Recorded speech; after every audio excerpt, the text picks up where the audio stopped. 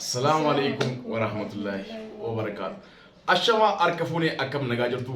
ماتين channel كينيا هون كيسنو أورفون كينيا هون كيسنو تبان بنيتي جرا هارد رفني جرا سومن توري سومن أبو دامون البيت أس وانتقال جراتي كانوا بني هارد رفني جرا مالي رفني هارد الموت كينيا دايم نكينيا نيرمو إنتلا ألا كنجر أدباسو داف ديمو تجرا Anika ya Rabbi dira godi jedin Rabbi garacha tore isina mo dufre godi ette garati akara tora kon kabu kiyatu daga tef me isni siyade kesan comment jelati adda ba fannetin video gratin isni film na yechuda demne yade kesan isni comment jelati dira mo dala kan jedu baresa Anika dira jedin gutuma gut demo tijra san hundu kenya yu wajilalla ati intala yetta mire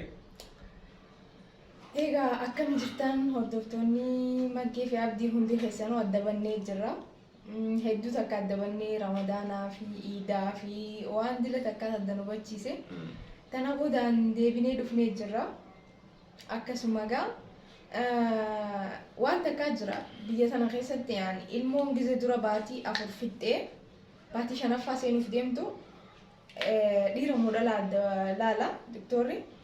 Sanifu ani gaafa sani qalichi laazima ni laala gaafa sani annani mini injeeni ifuma biratti wanti godhi injeeni akka naayim dum fedhu haga gaafa dhalatutti illaalu jette illaalu bakka nagaa qabaachuu qofa isaatiin fedhaa jechuun dura dhalaa ta'us dhiira ta'us waan kanatti hin fakkaatu ani dhalaa jechaa turte bal jalqaba dhalaa jecha dubra ta'uu qabdi jette dubra haa taatu malee ani amma haga ilmoo nagaa qabduudha nagaa qabaachuu ishiiti wanni na yaachisu saniin alatti naani miniin jeeni na cinqe dhugaadha jechuun wanti guddaan fayyaadha fayyaa qabaachuudha garuu ammoo akkasuma irra caala namni bar ilmi namaa tokko yeroo abbaa ta'u ilma dhiiraa fedha kun ammoo yookaan intala fedha jedha ani dhiira fedha jedhee isiin akkasuma gara intalaatii amma gaa fayyaa qabaattu malee gara jechuutti deemte anis gaa akkasumatti dhugaadha sun fayyaa qabaattu malee wanti guddaan ilmoo ta'uudha. Dura naa taate hedduu akka dasna jaa gin yaani amma haga fayyaa qabaachuu qo ishiitiin barbaada dhiiras ta'ee dhala lachuutu ilmooti yaa waan ta'eef jecha fayyuma qabaachuu ishii qofaan barbaadani. Amma gaa sa'aatii kanatti nuti doktara bira deemaati jirra hanga gadi baanuutiif viidiyoo waraabneetiin deemuuf jechuudha.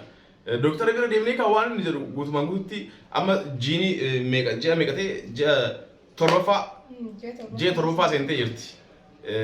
Yeroo muraasa tafee jechuudha ji'a torbaffaa keessa amma seentee.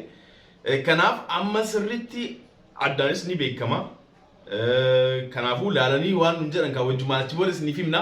Garuu isin tilmaama keessan dhiira moo intala kan jedhu isin barreessaa komantiirratti san booda ammoo maqaas yaa dhiiras ta'ee intala maqaa wajjumaan itti baafna laallee akkasuma faamilii kiyya keessaayis warri maqaa baase hedduutu jira. Anis maqaa kiyyatti baawwanti jedhee isinis maqaa ofii feetu itti baaftee san hundaayyuu nuti laalleetumaan carraa goone yoo feene akka warra irratti wanta hin jenne isinis ammoo yaada keessan akka dhiira moo intala ta'a jettanii kan tilmaamtan tilmaama keessan lafa kaayaa silaafuu warra shamarranii baay'inaan intala fa'aa kan jedhu jira dhiyeenya kana ka arge kanaaf isin yaada keessan barreessaa.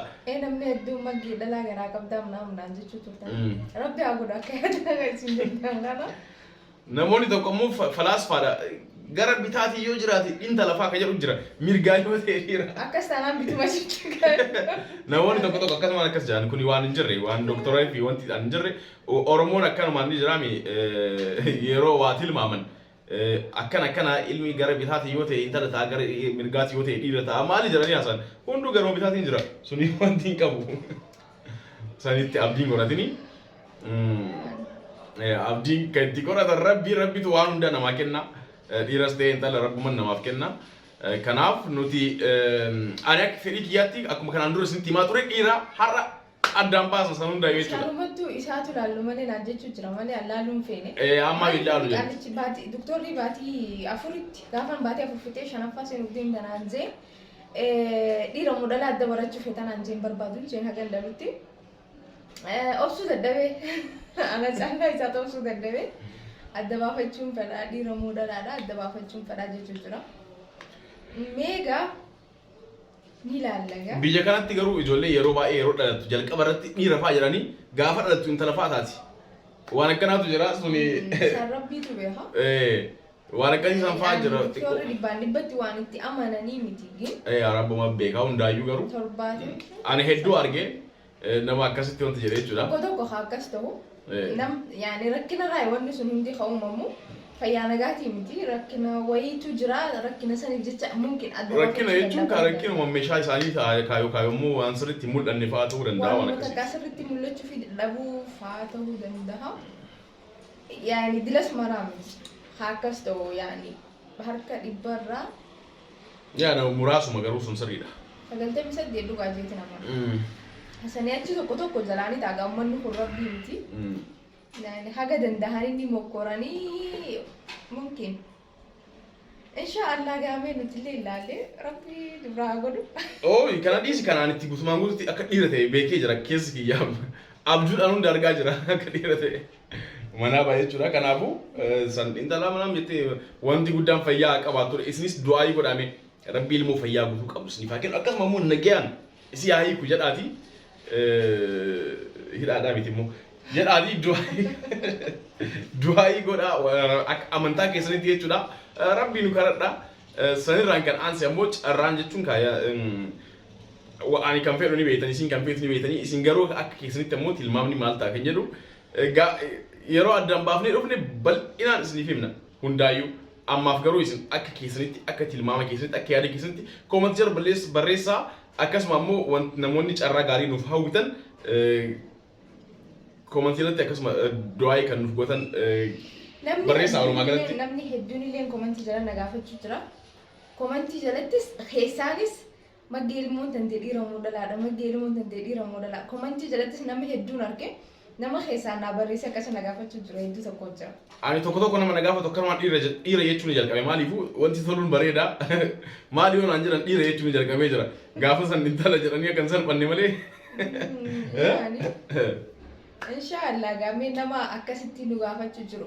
Namni tokko amma maal jechuu jira yeroo baatii 7-8 gahe dhiiraa fi dhalaan addaan hin beekamu maggee ammumaan tana laalii naan jechuu turtanii.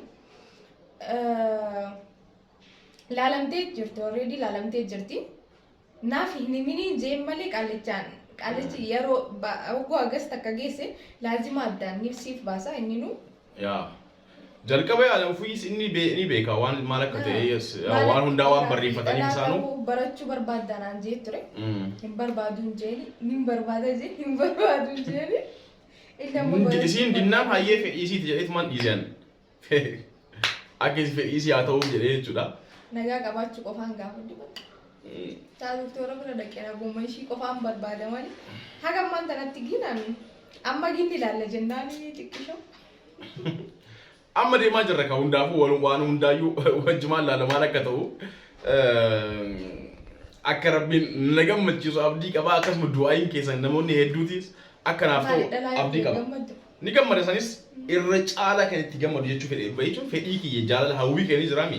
Anis akkuma dhalaatti hawwisan anis dhiiratti hawwa malee dhalas ta'e dhiiras ta'e tokkuma homaayyuu garaagarummaan qabu ilmoon ilmoodha garuu irra caalaa kan jedhu irraayi ilmoon jalqabaa dhiira haa taatu kan jedhu irraayi malee intalas yoo taate intalli tiyyaa mar gammachuudha.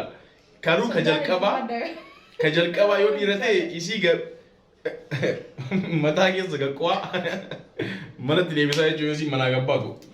Dhiirri akkas. Ilmoo lammaffamu.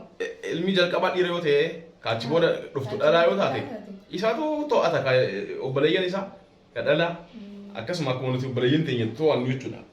Fakkeenyaaf obboleessi kee sin to'atuuf biyyatti yoo ati waan tokko bakka iddoo tokko deemte isa agartee sodaattee fiidee fa'aan galtu. Kana akkas fedha jechuudha dhiira ka ta'u jalqabaa haa ta'u jedhe. Akkas yoo ta'e dhuunfa du'aas. Kanaaf. Akkas yoo ta'e dhuunfa du'aas lan hangafni dhiira ta'u. Kanaaf jalqaba dhiira ta'uu qaba. San booda immoo hanga fedhe maaliif kudhanis hin taane haa dhufan. Kanaaf ka jalqabaa san akkuma du'aayii godhetti naaf haa ta'etu amma sa'a muraasa booda ilaallaa.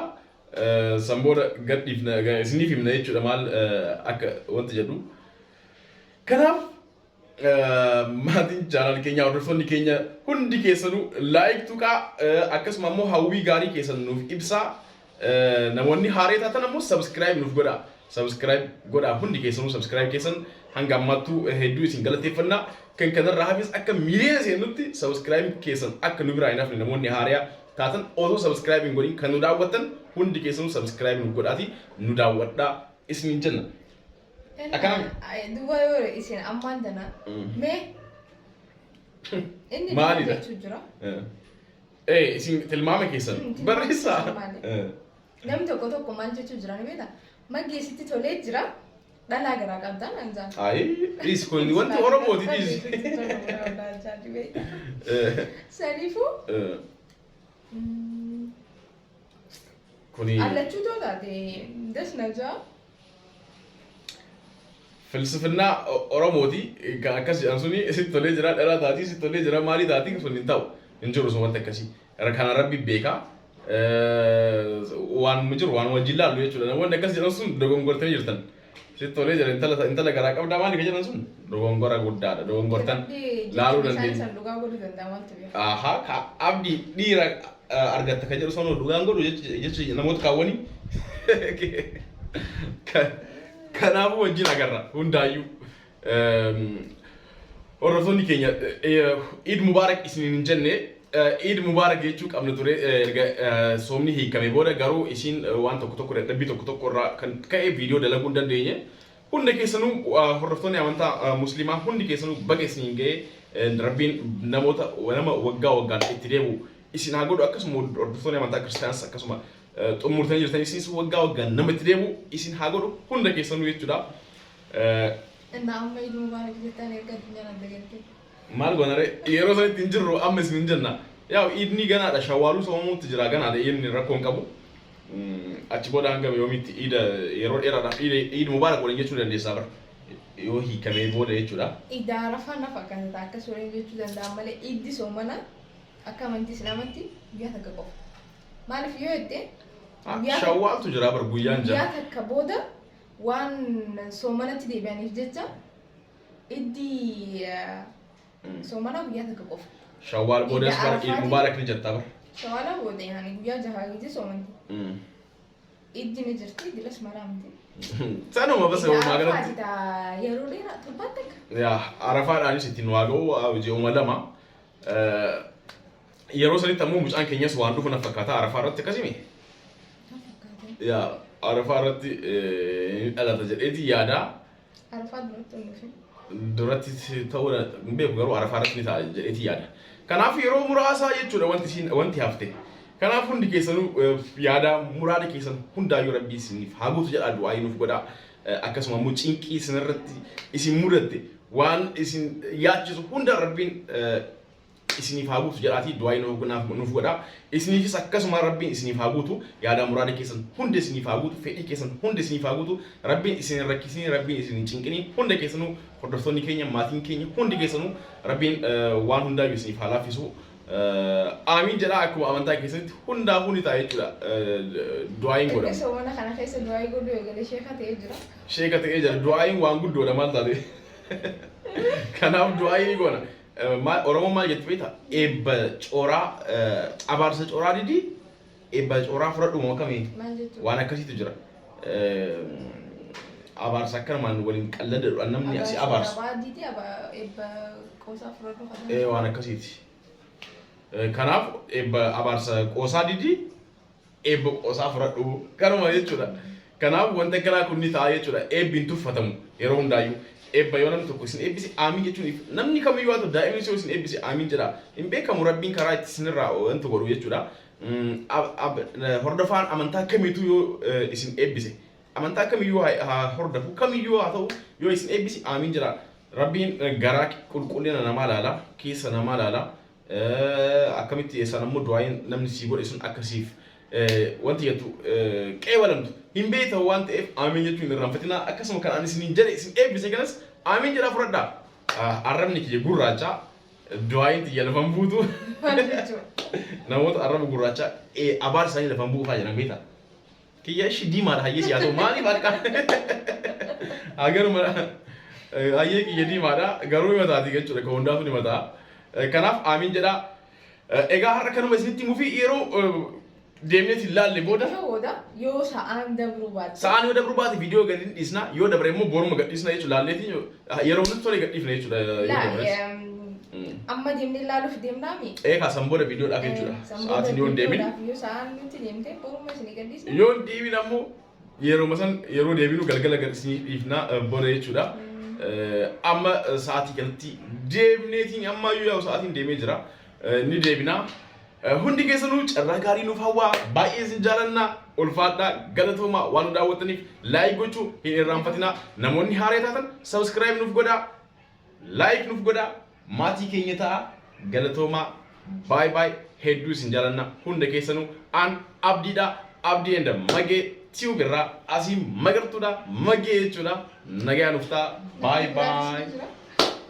Namni biraas keessa jira maala isa addaan akka ta'e asdaan waan hin beekniif isinitti himne akka maqaa ofii kiyyaatti moggaasuuf yaada isiniin iyyaamne dhiiraa fi intalatoo addaan hin barri isinis akkasuma kanaaf ammaaf maqaa isaatiin yaamuu yookaan maqaa isiitiin yaamuu hin dandeenye waan ta'eef guyyaa tokko booda garuu haa yookaan ammoo booda irratti garuu waan hundaanuu waamuu ni dandeenya jechuudha. Nagaa nuuf ta'a baay baay. Akkasuma maqaa isin qopheessa. Maqaa suutuma itti dhaqqabna san yeroo san ni dhaqqabna. Ammaaf garuu carraa gaarii nuuf hawwaa du'aa nuuf godhaa hundi keessanuu baay waan biraa qabdaa. Hedduu tokko isin jaalanna. Baay baay. Ciao ciao.